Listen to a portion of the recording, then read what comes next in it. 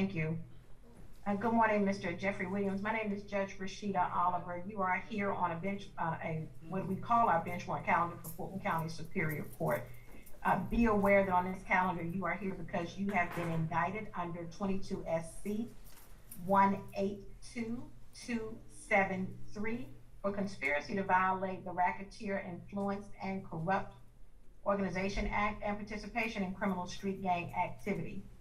I brought you forward so that you can be put on notice that for the felony charges that you receive, you are to be presented before the judge, Honorable Judge Earl Glanville, at the next available calendar that will be presented in courtroom 8F at 9:30 a.m. The date at which you are to appear at this time, I am not aware of. But be aware that you have the right to remain silent and not incriminate yourself while you are there and anywhere else. Anything that you say can be used against you. It is my understanding that you are being represented by Attorney Brian Steele, and the District Attorney's Office, Don Geary, are also on. So I wanted to make sure that you were fully aware of that. ADA Geary, is there anything else that you would need to add? And then I will hear from Attorney Brian Steele. Judge, respectfully, I think you've already stated that there's not a bond issue. There's not really a first appearance other than you're verifying his counsel, which would handle the first appearance issue. One thing I want to put on the record, Judge, and thank you for giving me the opportunity, is at an appropriate time, we're going to file an objection or notice of objection to Attorney Steele. While he's a brother attorney, he has represented multiple people on the indictment, and we feel that a conflict would exist, and we just want the record clear on that. At the appropriate time, we'll move forward with that. All right, anything, Attorney Steele? Good afternoon, Your Honor. Thank you so much, Mr. Williams. Your Honor, I do represent Mr. Williams. I've entered, or should be entered, an appearance as counsel.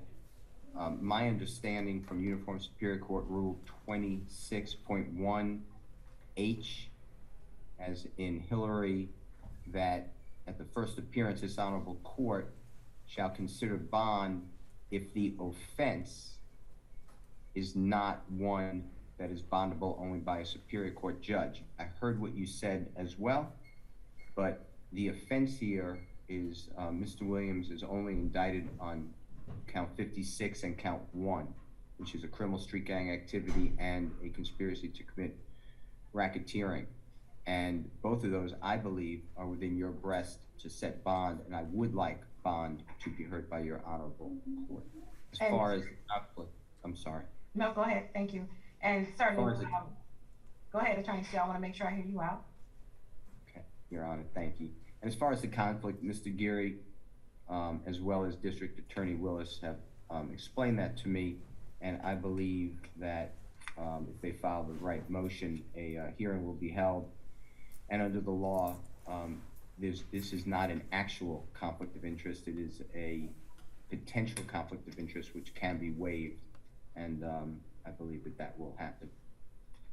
All right, thank you. Attorney Steele, I certainly understand, and if I were sitting solely as a magistrate, I believe you would be correct with the stating of the law itself. But as I am sitting as Superior Court Fulton County delegated judge, there is specific delegation order for which I am operating under that indicates that the authority to set bail is simply not delegated for any case, regardless of the charges involved, that has been indicted and assigned to the docket of the Superior Court judge. And that is the order in which I am following. And so because I am doing so, I'm not at liberty to do a bond unless I have some additional authority to do so. And at this time, I do not. So unfortunately, you will have to submit your motion for a bond directly to the Superior Court judge that is handling this case, which is Judge Earl Glanville. So, I will do it, Your Honor. Right, certainly. So the order of the court on today is that he's been put on notice. He's not gotten a first appearance in that particular situation because he is indicted. He is not subject just to a warrant, and it was not a warrantless arrest. So that is where we stand at this time. Mr. Williams, I'm sure your attorney will reach out to you and give you further indication of what needs to happen in your case. All right, thank you, sir.